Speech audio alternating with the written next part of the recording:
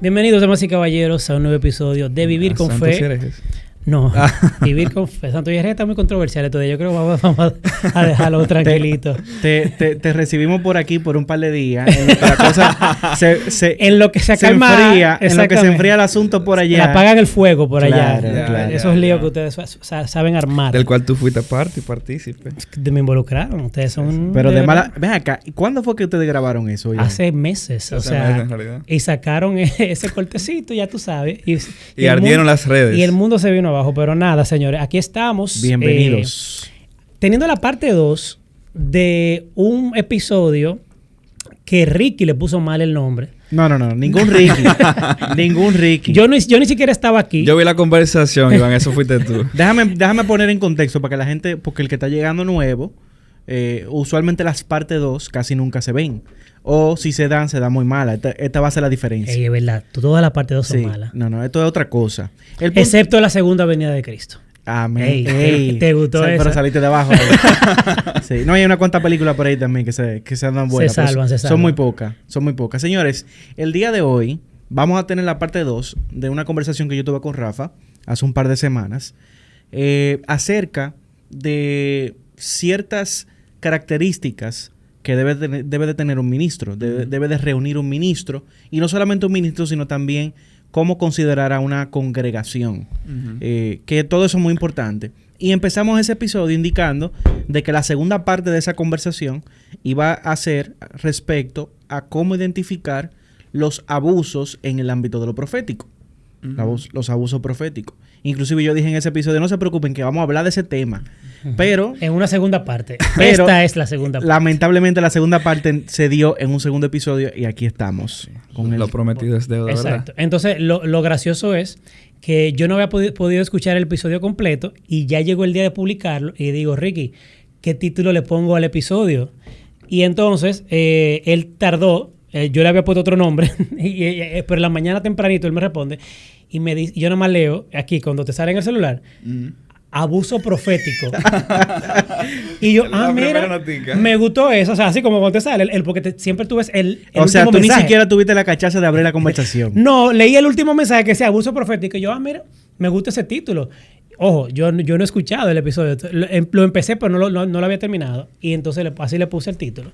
Y después yo escuchando el episodio completo, se acaba el episodio y yo dije, pero no hablaron de abuso profético. Hablamos de todo tipo de abuso. Y así mismo se puso Luis Samuel diciendo, oye, pero un clickbait ahí de que abuso profético, no hablan de abuso profético. Y yo, pero nada. Qué bueno porque ya le dio tal vez pie y contexto para este episodio de que sí vamos a hablar de abuso profético. Estuve escuchando, el episodio que ustedes hicieron, me gustó mucho y me pareció muy interesante que abordaron, todo esto a raíz de varios episodios atrás que tuvimos acá a Mariel Guerrero, a Marola, un episodio muy controversial que ha llamado mucho la atención, que nos han escrito muchas personas diciéndonos algunas cosas, preocupados por nosotros, como que, señores... Algunos preocupados. Sí, de que ustedes siguen en la fe. Y yo, ¿cómo que sí seguimos en la fe? Pero señores, estamos aquí.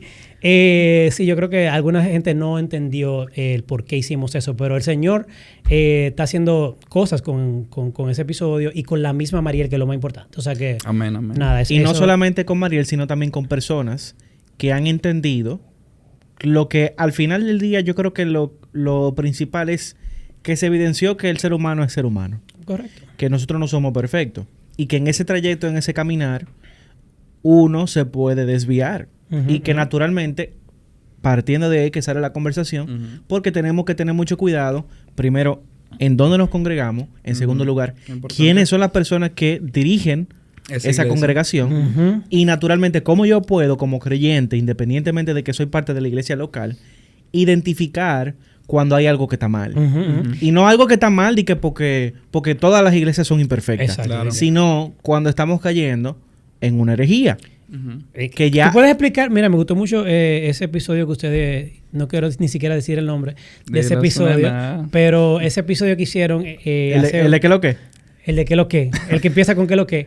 Me gustó mucho que explicaron lo que era una herejía. Porque hay gente como que entiende que una herejía ¿Y qué es eso? una mujer que tiene un sombrero largo y una escoba y que anda por ahí maldiciendo a la gente. ¿Tú puedes explicar qué es una herejía para que la gente entienda? Claro que sí. Una herejía, por lo menos en la definición histórica de lo que la Iglesia siempre entendió, era un ataque a las doctrinas esenciales de la fe cristiana. Por ejemplo, creo que la última vez que estuve con Samuel por acá hablamos de los credos de la Iglesia, el de Nicea, el de los apóstoles. Cualquier enseñanza que vaya en contra de lo que ahí está plasmado, la deidad de Cristo, la salvación solamente a través de Él, su humanidad, la muerte expiatoria, la resurrección, la segunda venida, la idea del Espíritu Santo, la importancia de la Iglesia, todo lo que es un ataque directo a eso se considera herejía. Okay. Hay una diferencia, obviamente, entre herejía y una doctrina en la que secundaria, que no está en los credos, en la que podemos diferir. Por ejemplo, ¿podemos o no bautizar niños? No es una herejía, pero es una doctrina donde es importante, pero no necesariamente el que bautice niño o el que bautice adulto cae fuera de la fe. Ok. Y, por ejemplo, el caso de si en una iglesia predica una mujer, ¿se pierde esa gente? No. Ah, ok. No, pues ¿sabes? No, es un tema secundario. Sé que para algunas personas quizás no puedan conectar con la idea. Conectar con la idea. Y está bien, movilizas una comunidad de fe donde los líderes sean todos hombres, entiendan que la cabeza de la iglesia debe ser hombre ya. Bueno, ya teniendo eso claro, quiero hacer una acotación porque hablaron algo muy importante en el episodio anterior y era que fue como la primera parte, o sea, lo importante del discipulado, porque hablaron de la Gran Comisión y que empezaba con el tema de discipularse. Entonces, me pareció, en mi opinión personal, es que uno de los problemas que se vio en el caso de Mariel era que ese lugar en el que ella se formó era una especie de discipulado realmente, porque era como un grupo de oración, pero no tenía realmente la estructura de iglesia, no tenía como una cobertura, no tenía una cabeza. No era una iglesia, hasta donde era un... No, era literalmente un grupo de jóvenes que tenía un líder, un hombre de Dios, hay que decirlo, pero... Creo que también hay que ver ese tipo de riesgos. Que gente con buenas intenciones, porque no dudo de las buenas intenciones del Señor, y ella misma lo testificó aquí, creó un espacio para que jóvenes se juntaran y oraran y adoraran. Y mucha gente, en ese entonces yo recuerdo mucha gente que iba ahí, se convertía y realmente tenía una pasión. Claro. Bueno, ella misma es un ejemplo de lo apasionada que estaba por Jesús. Pero ella misma dice que llegó un momento en que ella necesitaba seguir teniendo más carne, pero no había, porque ese grupo de jóvenes que ni siquiera el mismo líder que en ese momento no tiene la preparación para continuar formando, no era una iglesia. Claro. Entonces ahí es donde yo veo la importancia de ser parte de una iglesia local, sí. Un discipulado tiene que ser parte de una iglesia. Tú tocaste algo que es de que ella era parte de un grupo de oración, ella era parte de una iglesia. Yo honro de gran manera las organizaciones paraeclesiásticas. Por ejemplo, una de ellas es Waiwan Hukum, alrededor del mundo, que es una organización misionera. Eso no es una iglesia. No. Yo honro, por ejemplo, el ministerio de las casas de oración alrededor de todo el mundo. Pero eso no es una iglesia. Y uno puede ser parte de organizaciones paraeclesiásticas, pero tenemos que entender algo claro. Eso no es una iglesia, eso es un grupo de hermanos. Los institutos también, muchos institutos pudiéramos decir que son instituciones paraeclesiásticas, aunque forman o sean parte de una iglesia. Institutos de formación. Sí. Por ejemplo, la gente de, ¿cómo que se llaman esto en Argentina? Misión. Por ejemplo, eso pudiera ser una organización paraeclesiástica. ¿Vivir con fe sería una institución paraeclesiástica? Todavía estamos muy en el plano de lo digital. Cuando te empiecen a tener reuniones presenciales, ahí lo podemos discutir. Bueno. Que dicho sea de paso, ya habiendo grabado este episodio, ya usted lo va a escuchar. Habremos tenido nuestro primer encuentro. Nuestro primer encuentro. Así es. Así vayan, por favor, este viernes. Sí, pero que esto va a salir después del viernes. Bueno. O sea que, nada, el caso es que quería hacer esa acotación porque sí me pareció importante el hecho de que la falta de iglesia al final sí tiene una repercusión importante y ahí lo vimos. Claro que sí. Y pero como tú decías, perdón que interrumpa, Rick, que quizás ¿puedo decir su nombre? El hermano que era la cabeza de esa organización. Hermano Liriano. Fausto Liriano creo que se llamaba. No sabía que era apellido Liriano, pero sí es Fausto. Sí, yo creo 100%. Lo sigo poco, no conozco mucho de él, pero creo de verdad que él tenía una gran intención en su corazón. Totalmente. Pero volvemos a lo mismo. Y creo que ya hoy, si no me equivoco, sí logró formarse como iglesia. Sí, es una comunidad. Y así tiene una comunidad ya. Pero en el momento... En ese momento, claro. no era una congregación. Correcto. Y yo creo que, por ejemplo, cuando tú tienes organizaciones así para eclesiásticas que hacen evangelismo, que básicamente se comportan como una iglesia, pero no lo son, nosotros no podemos retenerlo en la organización. Tenemos que direccionarlo a iglesias locales para que en esa iglesia lo disipulen y lo metan a ser parte de una comunidad. Bueno, que tome doctrina y que tome como dije otra vez, las doctrinas de la fe y las disciplinas de la fe. Correcto. Que aprenda a hacer vida con otros hermanos y que se junten los domingos. Claro. No los jueves ni los miércoles. No estoy diciendo que no se puede tener servicio esos días. ¿Tú sabes que hay iglesias que se juntan los sábados? Cristianas, iglesias evangélicas, que se juntan los sábados. Sí, usualmente las que son de corte mesiánicas, que tienen las raíces judías, creo que... Tengo unos amigos en Puerto Rico que de hecho sus padres son pastores y ellos se reúnen los sábados en la tarde. ¿Ellos son judíos? No. Literalmente son lo mismo que nosotros, cristianos, evangélicos. Neopentecostales. No, pero o sea, que tú... Sí. Cuando digo judíos, que étnicamente son judíos y que mantienen las tradiciones judías ya con el cumplimiento de Jesús como Mesías, ¿no? No, para nada. Bueno, eso es un tema para otro día. Okay, interesante a tocar. Sí, muy bien. Pero bueno, sí, en definitiva es eso, que el tema... Bueno, un ejemplo que no sé si era lo que Ricky iba a decir, el caso de CEP. El caso de CEP, pero yo iba a hablar más del caso de Zoila.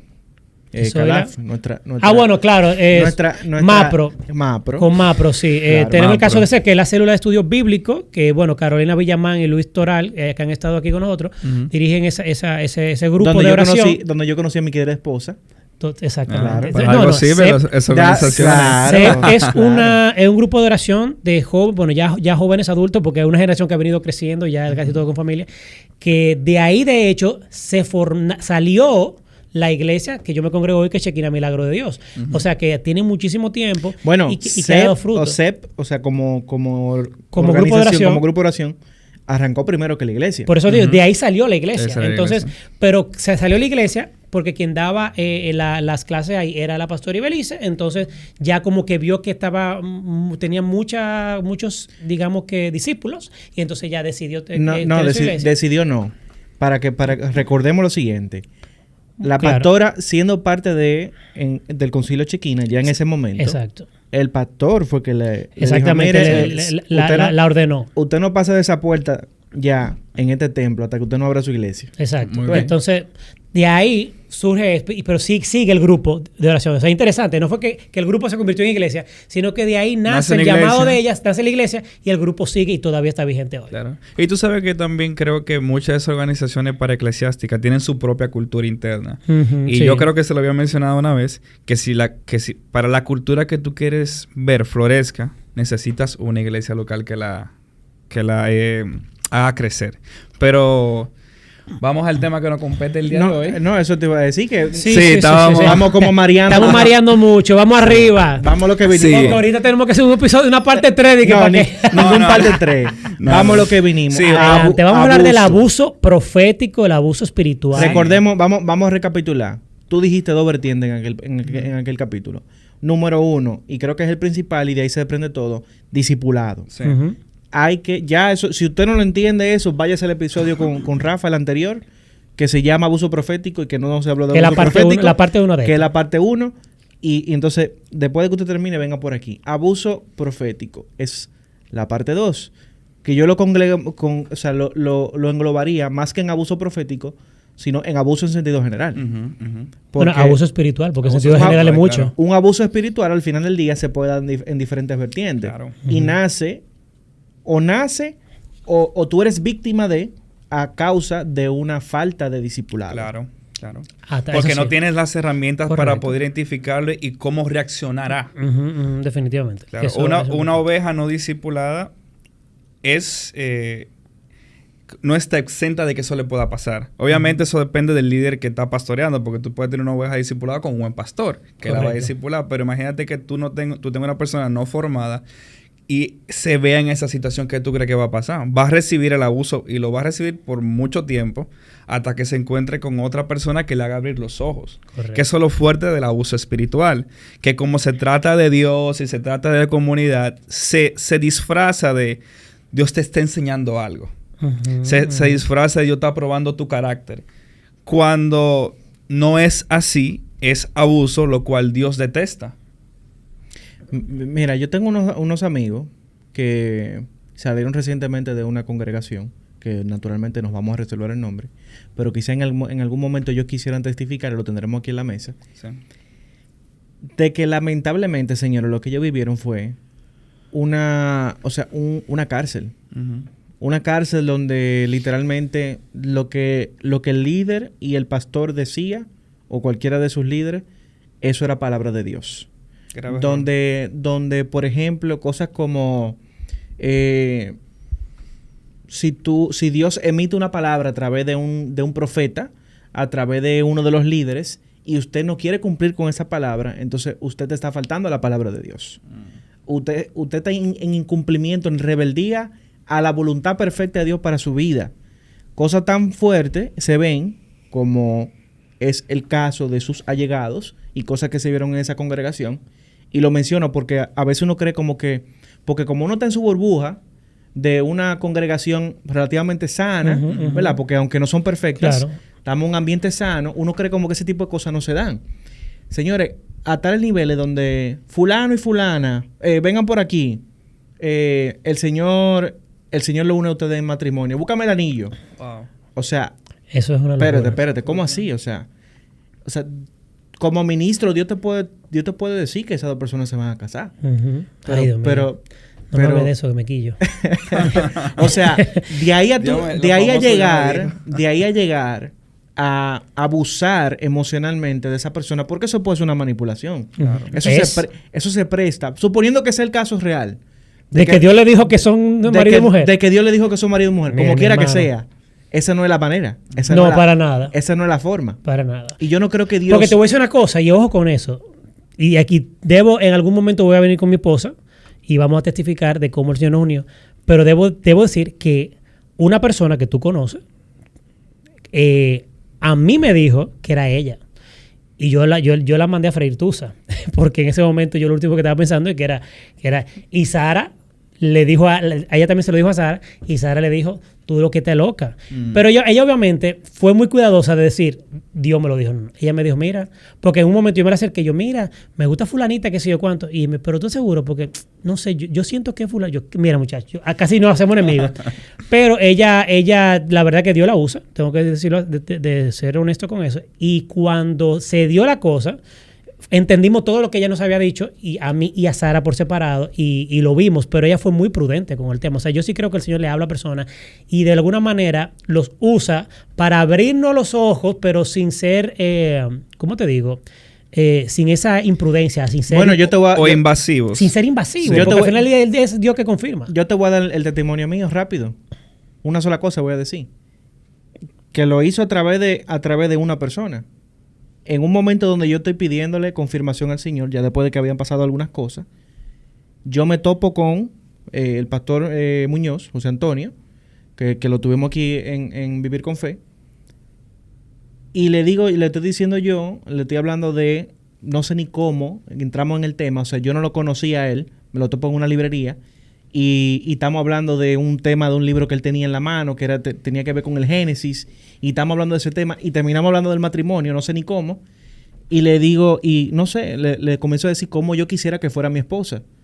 Y me dice él a mí, ¿y tú no has considerado a Lisa? Oye, me está chubando a la sobrina, porque, Tú ¿verdad? me estás relajando. No, así mismo, tal cual. Y tú no, pero, o sea, como que él me está escuchando y lo que yo le estoy diciendo, como que él dice, ven acá, pero es que es Elisa. O sea, al final, para mí, él no lo sabía en ese momento, para mí eso era una confirmación, porque ya se venía dando un sinnúmero de cosas en torno a la persona de Elisa. Es que el Señor obra de manera misteriosa. Es lo que yo digo, al final nadie tiene que jugar el papel de Dios, porque Dios lo hace. Entonces, cuando hay veces que Dios me dijo, mira, que Dios me dijo que tú le vas a donar tu carro a fulano, que se lo va a ofrendar. Que, Mira, ojo, ay. yo acababa de conocer a Muñoz en ese momento. O sea, ni él sabe quién soy yo, ni yo sé quién es él. O sea, yo no sé que él es súper cercano a Lisa. Él no sabe él no sabe nada. Él lo único que le llegó el nombre de Lisa a su cabeza en ese momento y me lo disparó así. Me imagino que él no anda regalando a su sobrina por todos lados. ¿Verdad que no? Esperemos que no.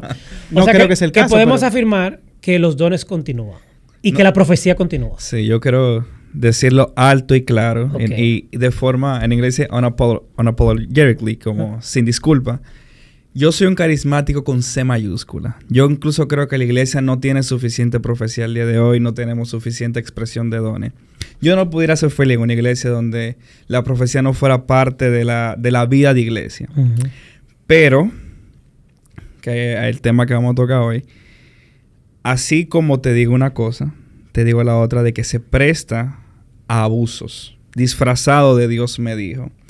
No hay palabra o frase más peligrosa, lo quiero decir con propiedad porque tampoco quiero ser tan tajante, que lo famoso Dios me dijo. Guay. No. Así te dice Dios. O así te dice el Señor. De verdad. O cuando te dicen cantando, así te dice Dios. Así te dice Dios. Oh, escucha, pueblo mío. ¿Y qué pasa? En el pasado, si tú has sido parte de alguna iglesia donde tú ves los dones moverse, ¿tú en algún momento te has topado con algún tipo de abuso profético? Yo he visto cientos y también no solo en mi iglesia local, sino de ministerios famosos que se han prestado a eso. Bueno, podemos mencionar uno así rápidamente, que no cae en el abuso, sino en el error, pero para que podamos verlo de forma tangible. Recordemos la famosa administración de Christine de Clario. No, donde ella pero eso no fue, yo no creo que eso ella es no estaba profetizando. No, ella no estaba profetizando. Yo creo que el error de ella fue la manera en que oró. Sí. Tal vez, pero no fue una profecía. Pero no fue una profecía como tal, pero fue en una administración que se presta. Yo creo que tengo un caso más puntual. Creo que fue el año pasado. No sé, más o menos para estas fechas había una gente recogiendo las redes sociales diciendo que iba a caer nieve aquí en la ciudad. Pero por Dios. Y que se va a saber que en esta ciudad hay profeta. Una cosa así. Tú sabes que lo grande es que yo tengo gente cercana que me lo manda como que, miren, no digo para que oigamos y nos burlemos de eso, sino poco para que nos preparemos para la nieve. Ya. Sobre todo. Sí, pero ¿y ustedes no se acuerdan del pana que llegó con una cruz allá por Montecristi, creo, o por Plata? Sí, claro, que iba... Que el COVID no iba a tocar esta tierra. Ajá. Exacto. Yo a mí me dio COVID. No, bueno, tenía que orar más fuerte. Sara y yo tenemos récord ya. Nosotros vamos como por 5 veces que nos da eso. Ya tú sabes. Entonces, definitivamente sí, los errores existen, porque son de humanos. Claro. Inclusive en el ámbito de lo profético. Sabemos que, por más fino que sea un profeta, sigue siendo ser humano.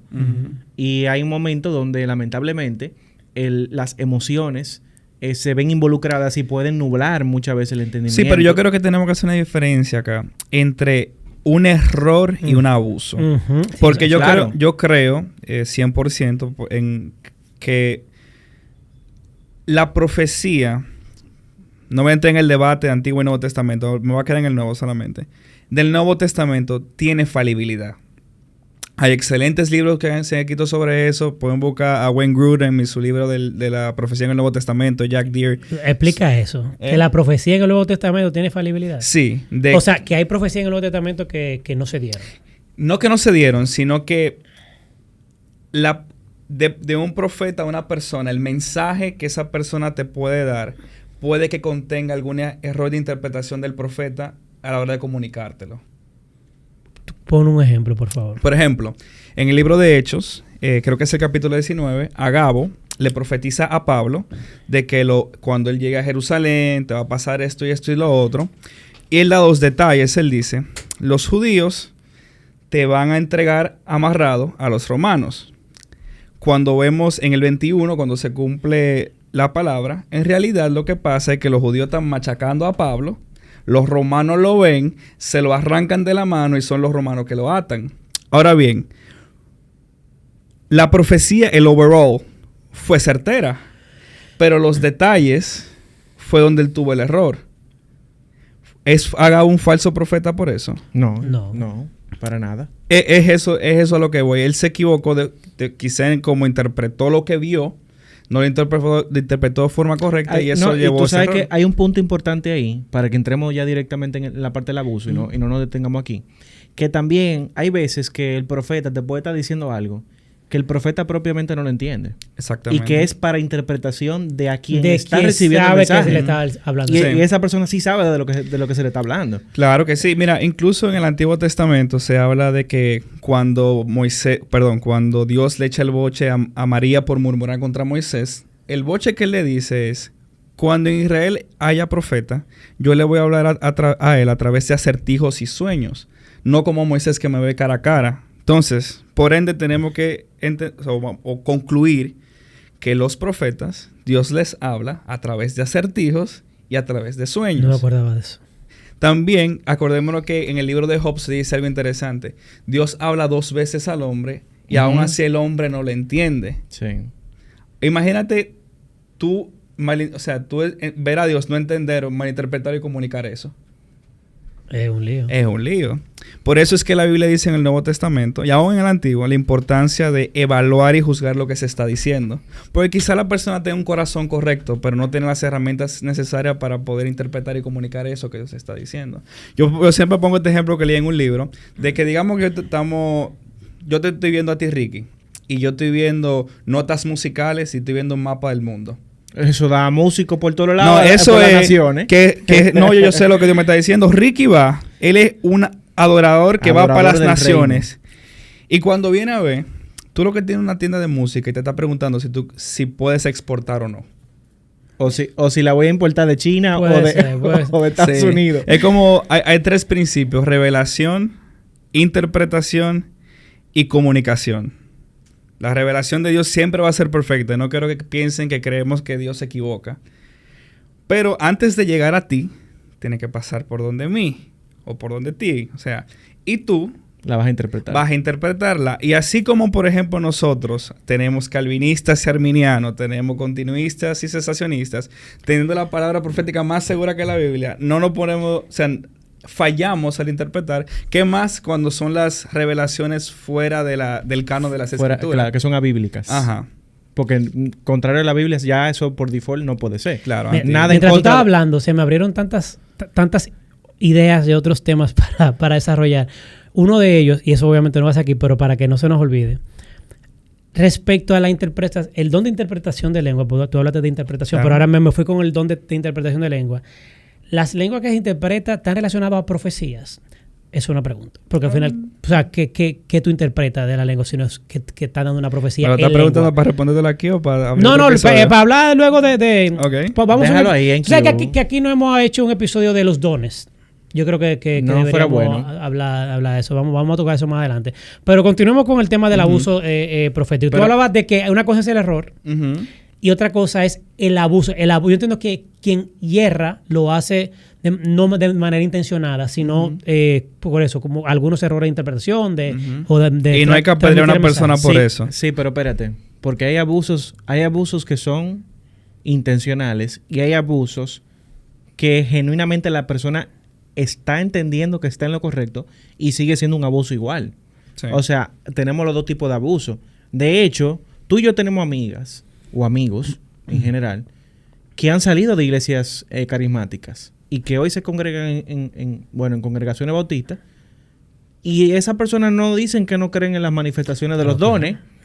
Sin embargo, están sentados escuchando personas que son cesacionistas, escuchando personas que no se manifiesta, no se prolifera ninguno de los dones, y tú dirías, pero ¿cómo puede ser posible eso?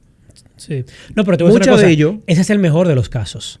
El mejor de los casos es cuando tú te vas de una iglesia carismática porque tuviste una mala experiencia por un abuso espiritual y decidiste congregarte en una iglesia bautista, reformada, lo que sea. Ese es el mejor de los casos. Ojalá todos decidieran hacer eso. Ojalá fuera así. Un caso moderado o intermedio de lo que le pasó a Mariel, porque por lo menos Mariel tiene su dinámica con el Señor. Ella no testificó. Claro, no, pero exacto. Si ella está o no está ahora mismo, no sé. Eso no lo sabemos. Bueno, no conversamos entiendo con ella. que lo que ella quiso decir que en ese momento no estaba congregándose porque no creía en lo que estaba haciendo la iglesia actual, que obviamente nosotros hablamos con ella y le explicamos que la iglesia somos nosotros y que ella debe ser parte de la iglesia. O sea, ella, yo creo que ella está consciente con eso.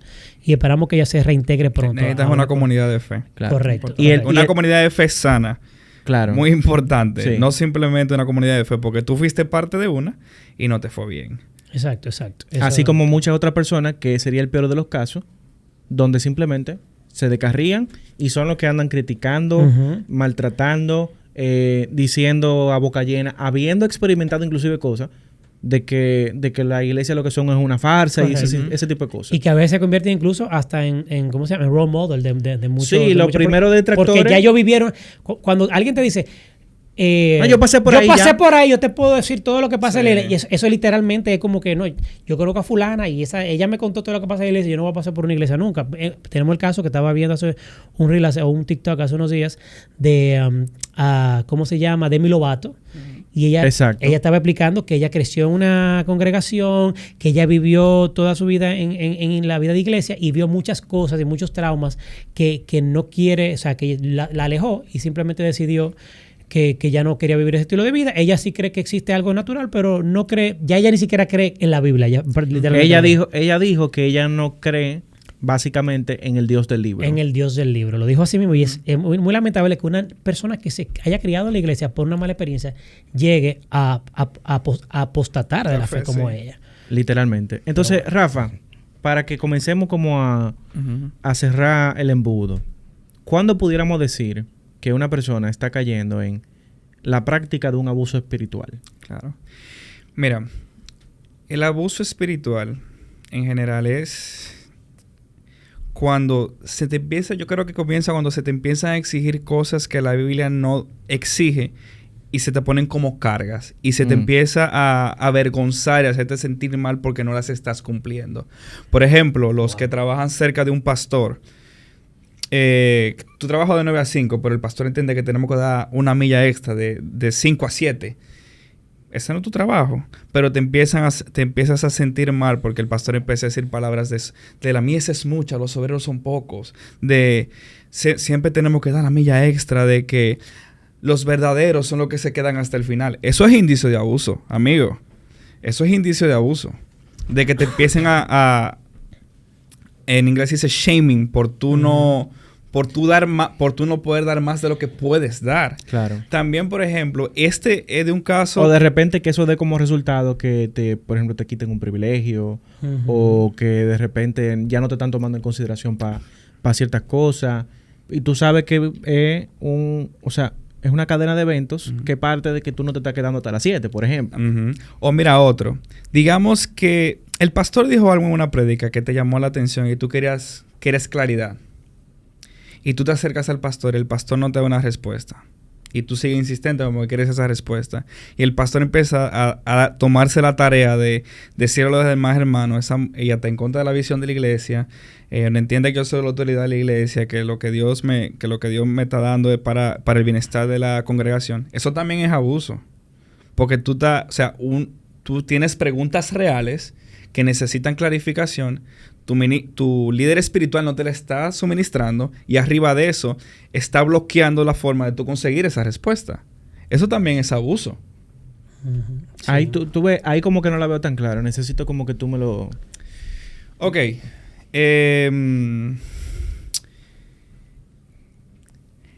Pablo es un hereje. Pausa ese ejemplo. Claro, el ejemplo que se puso aquí en la mesa. Tú vas ante el pastor y dice, pastor, usted dijo esto, pero necesito clarificación. ¿Cómo es eso que Pablo es un hereje? No hay respuesta. No, tranquila. Si tú oras, tú vas a entender lo que te estoy diciendo. Y tú sigues insistente con el pastor. Entonces tú llevas el caso a los demás pastores. Y los demás pastores están en lo mismo. Y entonces los pastores empiezan a decir por tu insistencia que tú te en contra de la visión de la iglesia, que tú no te quieres someter a la autoridad, que tú no estás bien delante de Dios porque estás haciendo ese tipo de preguntas, no estás entendiendo la doctrina. Eso es abuso. Eso pasa mucho, no con temas tan tajantes como lo de Pablo. Claro, ese está claro porque es muy evidente. Es muy evidente que, o sea, si te dicen que Pablo, lo que escribió Pablo no es bíblico. Vamos a bajarlo un poco más. Por ejemplo. Algo más dogmático. Que usted tiene que andar con una manga larga todo el tiempo. O la mujer no usa falda. Bueno, es un ejemplo un poco complicado porque tenemos muchos de nuestros oyentes, pues son mujeres que usan falda, que no entienden que no deben usar pantalones y eso se respeta. Ahora bien, lo que entendemos nosotros es que eso ya debe ser un tema de convicción porque son doctrinas secundarias. Pero si tú, bien, como dice Rafa, vas donde el pastor y le dice, pastor, ¿usted me puede explicar exactamente dónde que dice la palabra que la mujer no puede usar? Y el pastor no te da una respuesta, o te da una respuesta pero tú no quedas satisfecho. y va a donde otro pastor y dice, mire, para que me explique esto, porque me reuní, entonces que quiero más profundidad. Y te dicen, no, pero si el pastor te dijo y no entendiste, tú tienes que tener cuidado, tienes que revisarte porque tú no estás en la visión. O sea, eso del tema de que tenemos que estar alineados con la visión del pastor, o si no tú estás descarriado 7 veces, eso yo sí entiendo que sí, es un abuso. También, ¿sabes? Esto de abuso se disfraza un poco más, pero es y también un comportamiento sectario, el cerrar la iglesia. O sea, cerrar la iglesia en el sentido de no invitar a los hermanos a que conozcan otras expresiones de la fe. Uh-huh. Que tengan comunión con hermanos de otras congregaciones. Eso es abuso, porque en el momento que, por ejemplo, tú tienes ese choque y tú lo traes a tu iglesia y eso empieza a traer conversaciones que el pastor no quiere. Con esto no estamos atacando a ningún pastor, estamos poniendo ejemplo hipotético. El pastor empieza a decir ese tipo de cosas. Te nota con la visión, él es un rebelde, no está siendo obediente. Que sí, usualmente, por lo menos lo que uno puede interpretar, usualmente viene con una semillita como de culpa. O sea... Uh-huh. No me estoy sometiendo a mis autoridades. Tú te vas a sentir que tú estás en falta con tus líderes. Te vas a sentir que estás cayendo en rebeldía con tus líderes. Te vas a sentir inclusive con un sentimiento de culpa que a veces afecta emocionalmente, claro. Que es ahí donde empiezan ya los casos más profundos, porque hay personas que hasta caen en depresión, uh-huh. Porque lamentablemente están cayendo en abuso. Y yo entiendo que los abusos espirituales más extremos caen en el ámbito de lo profético, sí. Que pudiéramos ir hacia allá. Yo tengo uno, bueno, este lo leí de una iglesia que recientemente hicieron un reportaje de ello, que el pastor... Él decía que Dios le podía mostrar el pecado de la gente. Uh-huh. O sea, no sé qué tipo de pecados puedo mencionar acá. Si hay un tipo de restricción. Si hay pecados, son pecados. Ok, por ejemplo, yo puedo ver, por ejemplo, el pastor decía para manipular que él podía ver que tú estás viendo pornografía. Eso es lo que él alegaba. Entonces, él mantenía, básicamente, a todos ¿cómo se llama esto? El staff. Okay. A raya con ese miedo. Y por ejemplo, él decía, tú ayer viste pornografía, yo lo sé porque Dios me lo dijo. Y el tipo estaba así temblando. Sin haberlo hecho o no. Entonces... Qué risa. O sea, me da risa en el sentido de que tú te imaginas que una gente que empieza a tener sus maquinaciones y que, mira, me está mirando el pastor. Exactamente. Está fuerte. Y eso es un abuso, viejo. Y no solamente eso. Tener que la motivación de no pecar sea que el pastor me está mirando y no que Dios me está mirando. O sea, es una locura, la verdad. Mira, y este otro abuso, y este es más fuerte, tiene una connotación sexual, y es de, creo que a principios de los 90, de los famosos profetas de Kansas City, pueden buscar sobre ellos. Había uno de ellos que tenía un don profético real, o sea, la gente lo puede testificar, gente seria de confianza, pero que en algún momento de su trayectoria, este señor empezó a decirle a chicas de la iglesia, porque él tiene un don aprobado en la iglesia, que así, por ejemplo, como Isaías se encoró para profetizar, ya ustedes se pueden imaginar por dónde va el asunto. No, espérate. Y esas chicas de 19 y 18 años, que tú te imaginas lo que pasó. No. Digo, aquí pasaron cosas similares. Yo no sé si tú has escuchado a los famosos pastores que le dicen a...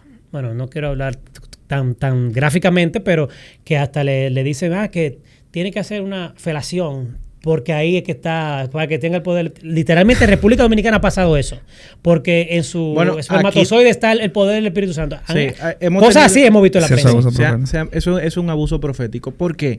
Y ahí es donde vamos a retomar con el punto del principio, para que podamos ir haciendo un cierre.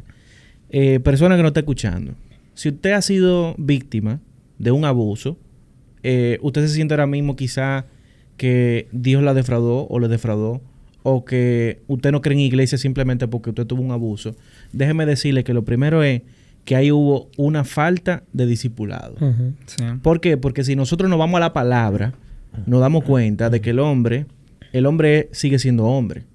Y que al final del día, la motivación del corazón solamente la conoce Dios. Ahora, si nosotros estamos inventados en la palabra, inmediatamente que hay algo que se sale de la palabra, como por ejemplo eso que tú estás diciendo, suena la alarma. Yo tengo que... Es un red flag grandísimo. O sea, ¿cómo va a ser que el espermatozoide de un hombre es lo que va a provocar que Dios desate su don profético. No, mi hermano, no, mi hermana, eso no es así. O sea, ahí denota una falta de fundamento. ¿El fundamento de nosotros cuál es? La palabra. Claro. Lo que se sale de ahí, señores, tenemos que, naturalmente, Rechazarlo por completo. rechazarlo, pero Claro. rotundamente. Venga en de amor. quien sea. El mismo Pablo dijo, cualquiera que le predique un evangelio diferente a este sea anatema. Sea anatema. O sea, incluso Pero no te vayas sea muy yo lejos. o cualquiera de los otros. Incluso ángeles, que venga un ángel y te diga que de hecho, yo no sé todavía cómo hay personas que siguen algunas corrientes religiosas de que porque se le apareció un ángel a una gente y con una nueva doctrina. O sea, Sí. si el mismo Pablo dijo que venga un ángel a predicar otro evangelio, sea anatema. O sea, no puede ser diferente. a lo Significa se que él abrió la predicaba. posibilidad de que eso puede pasar. ¿Sí? Que él abrió la posibilidad de que eso pudiera pasar. O sea, que Pablo, es que ya la Biblia tenía todo contemplado. Sí. Yo creo que genuinamente a esos profetas, como tú dices, se le aparecieron ángeles. Lo que Ángeles. pasa es que hay que saber qué tipo de ángel fue que se le apareció. Pero no sé, pero yo te pregunto, ángeles. Yo no sé si fue un ángel que se le apareció. O sea, de ángeles caídos será. Bueno, pero son ángeles. Ángel, ángel. Son ángeles. Entonces, señores, para concluir, si usted fue víctima de un abuso, sepa que ese abuso no es la voluntad del Señor. Sí. Esa no es la voluntad perfecta del Señor. Porque Dios ama a sus ovejas. Y sobre todo a esas personas que llevan, dice, ay de aquellos, ¿verdad? Que son los que provocan que muchas veces esos pequeños en Caigan. el Señor caigan. Sí. O sea, el juicio para ellos va a ser mucho más severo porque se supone que son Claro. personas que han conocido. Ujú. Y por ejemplo, trayendo el caso de lo que experimentó Mariel en ese momento, una persona que le diga a usted, no, porque Pablo era un hereje, automáticamente ese es uno de los red flags más grandes. ¿Por qué? Porque lo primero que usted le enseña es que todo es en el marco de la palabra. Claro. La palabra no se contradice. Ujú. La palabra es infalible. Ujú. O sea, las escrituras están ahí para que nosotros tengamos ese marco de referencia. Ujú. Claro. Y ya automáticamente, todo lo que se sale de ese marco, usted tiene que cuestionarlo. Claro. Entonces, por ahí tenemos que empezar. Sí, yo creo que también es importante, creo que lo mencionaba antes de nosotros grabar, que las iglesias que creen y practican el don de profecía tienen que darle las herramientas a sus congregantes de cómo evaluar y juzgar eso también. Y establecer protocolos claros de cómo se va a expresar ese don en la iglesia. Escuela de profetas. Sí, ¿por qué no? Y tal chulo es la escuela de profetas. Sí, también. Yo no tengo nada en contra de ese concepto. No, yo tampoco, porque al final sí son 5 ministerios y hay algunos profetas, algunos maestros. Yo creo que debe haber una escuela de maestros, creo que debe haber una escuela de evangelistas, Ujú. creo que debe haber una escuela de pastores y creo que debe... Bueno, hay gente que cree que ya el ministerio apostólico no existe hoy en día. Sin embargo, hay iglesias, ¿no?, que utilizan el ministerio apostólico la figura apostólica como aquellos plantadores, ¿no? Overseers, como se le llama. Overseers. Entonces, al final del día, creo que hasta para ello debería haber pautas de cómo hacerlo. Sí, y las iglesias necesitan de forma tajante tener protocolos para evitar ese tipo de cosas. Eso no significa que nunca pasen abuso, pero sí están como los muros de contención para que eso no pase. Sí. Por ejemplo, Los protocolos. son cosas que vienen de mi mente. Nunca se profetiza de uno a uno, tiene que haber un tercero. Que pueda para que pueda escuchar lo que tú le estás diciendo a la persona que le está profetizando para contabilidad. Y si, Bueno, mira, y si me algo... gustó eso. Sí. Yo no sabía que eso estaba así, pero... Está buena, pero espérate. ¿Y si yo te estoy diciendo algo que es íntimo tuyo? Y que el Señor me lo está poniendo en el corazón. Y eso es algo tuyo que nada más lo sabes tú y Dios. ¿Cuál es el problema que hay un Claro. tercero? Bueno, o sea... No, y te voy a poner... No, mira, exponer, te voy a- exponer, o sea... Te voy a poner... Depende, pero depende de quién sea. No porque- tiene que ser, por ejemplo, de un hombre a una mujer, por ejemplo. Puede ser dos mujeres que hay confianza, una relación de mentoría, por ejemplo, y hay un tiempo de administración, usted está en la iglesia y usted va y se le acerca al oído a esa persona. No, pero... tú veas, ahí es que tengo el problema. Yo estoy de acuerdo con Sí, Rafa. yo entiendo Tiene que haber un eso no está tercero bien. para que sea testigo de que eso se vaya a cumplir. Porque si no, al final del día, es de que yo te dije, pero se quedó en nada y al final es que no. Si es Dios que te está hablando, no importa. Claro, creo Bueno, que tiene que no haber sé. tiene que haber un tercero. No sé. Y por ejemplo, claro, no puede Está ser bien, es buena idea. no puede ser cualquier persona. No puede ser algo dogmático No, mira, tampoco, ¿eh? Pero tampoco puede ser cualquier persona, es lo que entiendo. Pero, estamos de acuerdo ahí. Pero, por ejemplo, y algo que he testificado aquí, en un momento, cuando yo me aparté, que volví, yo estaba súper escéptico con el tema de la profecía y yo conté qué me pasó a mí con una profeta y esa profeta hizo exactamente lo que dice. Bueno, Rafa. yo estaba ahí ese día. Tú estabas ahí, no te tengo que contar. Lo primero que ella hizo fue, llamó a Ibelice Mora, mi pastor, y le dijo, venga, que le tengo algo que decir a este muchacho. Y todo lo que me dijo fue delante de ella y todo lo que me dijo fue verdad. O sea, me parece que eso es nunca lo había pensado, pero me parece sano. Mira, otro protocolo también. Si son cosas así delicadas como tú dices, esto lo hizo un amigo cuando yo era misionero. Yo le dije, mira, si esto te pasa alguna vez, haz esto. Mira, yo siento que Dios me está hablando. Las cosas que tengo para decir pueden que sean privadas y un poco difíciles. Tú me das el permiso de compartírtela. Y si te dice que sí, tú se lo dices, porque es información delicada. Y si no, no. Pero por lo menos tú tienes que dejarle saber que lo que tú sientes que te está diciendo es delicado, no simplemente tirarlo. Yo creo que hay profecías que no necesitan ser puestas de la tarima, no es necesario decirlas. Ay, eso sí me quilla cuando esté en el micrófono. ¿Tú entiendes? Ya es otra cosa. No, mira, yo no tengo problema, por ejemplo, en el caso de las que son desde la plataforma, que sean... genéricas. No solo genéricas, pueden ser personales, por ejemplo, pero que estén dentro del rango de edificación, consolación y exhortación. Okay. Que no sean, por ejemplo, confrontativas. Bueno, sí, es verdad. Sí, que si no sean confrontativas. Que no sean para avergonzarte. Sí, que no sean de avergonzamiento, sino que sean... Incluso la congregación se alegra contigo de las cosas que estás diciendo. Pero razón. Si, por ejemplo, digamos que Dios me muestra un dolor de tu pasado, que tú fuiste abusado.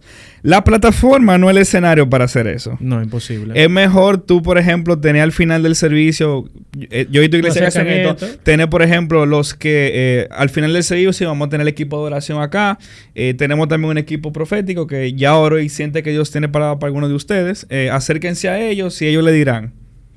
Yo entiendo que una forma sana también. Ok, sí, eso puede ser. Me gusta, o sea, debería haber ese orden, porque hay como un pensamiento, una creencia de que lo profético es como espontáneo y que tiene el momento y hay que decirlo aquí. O sea, si Dios te dijo algo, tú puedes decírselo, no tiene que ser y voceado. Yo creo que hay un orden. No, también, mira, José no salió huyendo con el sueño. No, él fue y se tomó su tiempo y le dijo que se levantó, se tomó un café. Claro, que fue al baño. Otra que también me gusta, es un paso práctico. Tú lo puedes escribir. Sí. Incluso yo entiendo que tú lo escribes y lo sometes a los líderes, que ellos te lo aprueben y luego dáselo a la persona. Yo creo que tiene que también tener ese filtro de que los ancianos juzguen las palabras proféticas de la iglesia. Es verdad. Yo entiendo que... Yo creo en la espontaneidad y demás, pero yo creo que sería bueno que antes de tú decirle algo a las ovejas que esta gente está pastoreando, tú decíselo a ellos. Sí, no es que yo tenga un problema con la espontaneidad, pero... que no sea la norma, que no siempre sea algo espontáneo, que no siempre sea algo como algo loco. O sea, yo creo que las profecías pueden tener de un orden, igual como la enseñanza. Ojo, la espontaneidad siempre va a estar en términos de la recepción del mensaje. Sí. Porque hay un mover profético y viene el Espíritu Santo y le da una palabra a una persona, usted la recibe y usted tiene que pedirle discernimiento al Espíritu para saber si es el momento apropiado. Entonces, ahí es donde debe de haber un protocolo, como tú dices. No, espérate, y yo diría que debe pedir hasta confirmación. Claro, a mí me gusta mucho la gente, por ejemplo, Jack Deere en su libro de Understanding the Gift of Prophecy, él dice la importancia de, mira, es mejor que en vez de decir así te dice el Señor, decir yo siento, yo veo, yo creo, tú te hace sentido lo que te estoy diciendo, puedes confirmarlo, puedes dar testimonio, porque hay falibilidad. Tus pensamientos se pueden ligar con los de ellos. Mira, la gente siempre dice Dios habla el corazón y es verdad. ¿Pero qué es el corazón? Engañoso. No, o sea, no es eso. Sino que el corazón es un eufemismo para hablar de la mente. O sea, de nuestros pensamientos. Así como tú puedes tener imágenes mentales, que es lo que llamamos visiones de parte de Dios, tú puedes tener imágenes mentales tuyas también y las puedes confundir. Sí, claro. Entonces, por eso es bueno siempre pedir feedback y también... Este es un principio buenísimo que aprendí también de Jack Deere, que él decía, así como el domingo yo no dejo a cualquiera predicar, así como el domingo yo no dejo a cualquiera cantar, así mismo el domingo, que es el día de la expresión madura de los dones, yo no dejo a cualquiera profetizar. Es un don que tiene que ser probado primero por los ancianos de la iglesia y tiene que tener un récord de certeza antes de yo pasar una plataforma. Mira, vamos a hacer unas conclusiones generales porque creo que es importante que podamos como para que no se quede ningún cabo suelto. Si pudiéramos decir como cuáles son los puntos principales Yo voy a tirar unos cuantos y ustedes agreguen. Primero que todo, tiene que ser una congregación madura. Ujú. Una congregación madura es aquella que tiene un sistema bíblico en cómo lleva su... Lo que pasa es que lo de maduro puede malinterpretarse porque, esa iglesia tiene 2 años, yo no voy a ir porque no es madura. O sea, si es una iglesia que es sana, si es una iglesia que tiene base, que su pastor, por ejemplo, Rafaelito, mi hermano que estuvo aquí con nosotros, la iglesia de él es joven, pero él nace de otra iglesia, de la IBCJ, que ya tiene muchísimo tiempo. Entonces, lo de la madurez no necesariamente viene relacionado a la cantidad de años que tenga. No, para nada. Es importante hacer esa Yo creo que la aclaración. madurez de los líderes espirituales que están ahí. Yo creo que ahí es el tema. Va más en esa dirección. Sí. Aunque sí, a nivel corporativo, sí hay algunos puntos que pudiéramos rescatar. Corporativo no, Ricky, maneja tu vocabulario como que es un negocio, eso es feo, tiene que hablar más bonito. Sí. Ustedes entienden. La ustedes iglesia es el entienden. negocio más lindo. Ustedes entienden que no es la iglesia como negocio, sino como institución. Como vamos institución, vamos a exacto. llamar esa Muy palabra, bien, ¿verdad? me gusta. Gracias por la corrección, mi hermano. Muy bien. Número 1. Número 2. Muy importante. El discipulado. Ujú. Ujú, Una persona tiene que estar discipulada. ujú. Si usted es nuevo en la fe y no está escuchando ahora mismo, reciba sus profecías como usted entienda, pero pásela por el filtro de la Biblia. Correcto. Disipúlese en la palabra. No tome las palabras de un hombre como simplemente como un hecho, sino que realmente pásela por el filtro de Dios. Y si le dicen algo a usted que es algo abíblico, es decir, que la Biblia no le va a decir ni blanco ni rojo, entonces espere el momento y si se cumple la profecía, entonces evidentemente era de Dios. Ujú. Pero no se aferren a palabras de hombres sin necesariamente Dios haber hecho un trato con usted. Correcto. Entonces yo creo que ahí rápidamente, si usted cumple con eso, es muy difícil de que una persona pueda abusar espiritualmente de usted. Ujú. Entonces, Y yo creo que importante en la parte de lo último que tú mencionaste, que se me fuera a mí lo que usted está hablando del discipulado. del discipulado, que no sea solamente de domingo. Porque hay gente que se discipula yendo a la iglesia los domingos. Yo creo que el discipulado tiene No, es que ser eso no es Eso discipulado. no un es discipulado. espacio aparte dentro de la iglesia. Eso no es discipulado. Que la iglesia te disipule, escuela dominical, instituto bíblico, eso es discipularse, reuniéndose en casa, escudriñando la palabra en grupos pequeños. Eso es discipularse, porque hay gente que no... El discipulado es un caminar. Es un caminar con tus Exacto. líderes Eso y era lo que naturalmente quería un caminar hacer, con el pero Señor. Era eso lo que quería No, hacer la no se conexión. trata de que vaya el domingo. O sea, el discipulado es tú realmente profundizar en tu fe de la mano de tus líderes que te van llevando de la mano y te van corrigiendo las cosas que usted va haciendo mal. Ujú. Porque eso era lo que hacía un discípulo antes. Dejaba todo lo que estaba haciendo y seguía a esa figura. En este caso Jesucristo. Nosotros seguimos a Jesús y tenemos que ser discipulados por Él. Claro. Naturalmente de la mano del órgano que Él dejó que fue su La iglesia. iglesia. Bien, entonces, ¿qué otra conclusión pudiéramos traer de cara a el abuso? Abuso es abuso aunque venga de parte de un líder espiritual. Que muchas veces le damos mucha vuelta, no, que si quizás sea verdad que Dios está probando mi carácter, quizás sea verdad que Dios está moldeándome. Abuso es, no intentemos romantizarlo. Abuso es abuso, de que usted siente que su alma y su cuerpo se están viendo en peligro debido al trato de un líder espiritual hacia usted.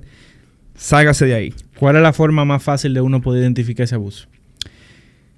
Por ejemplo, creo que es lo mismo ejemplo Sí, que usted ahorita. Yo creo que estaríamos redundando. También, por ejemplo, o sea, lo que digo es para modo de conclusión. En mi caso yo diría el marco de la Biblia. O sea, si no estamos saliendo de ahí, entonces ese es el red flag para mí número 1. Sí. A nivel de abuso. También creo que usar el sentido común. Bueno, lo que pasa es que ahí... El sentido común es muy Está ambiguo. difícil eso. No, de verdad, usar el No, sentido y hay común. gente Hay gente que no tiene ese sentido, Ya. carece de ese sentido. Es un... Bueno. Pero bueno, señores, yo creo que ha sido bastante edificante. Es un tema muy amplio que uno Complejo. puede durar horas y horas hablando de él. Pero bueno, gracias Rafa por siempre estar dispuesto a compartir palabras sabias para nuestros oyentes de Vivir con Fe. Te vamos a despachar ya de nuevo para Te Santo y Hereje. Esperemos que las aguas se calmen ya. No, ya para el juego deben estar súper calmados. Sí. Pero traten de no meterse tanto en lío, señores, porque salimos todos salpicados. Samuel. Señores, nada, nos vemos en la próxima entrega de Vivir con Fe.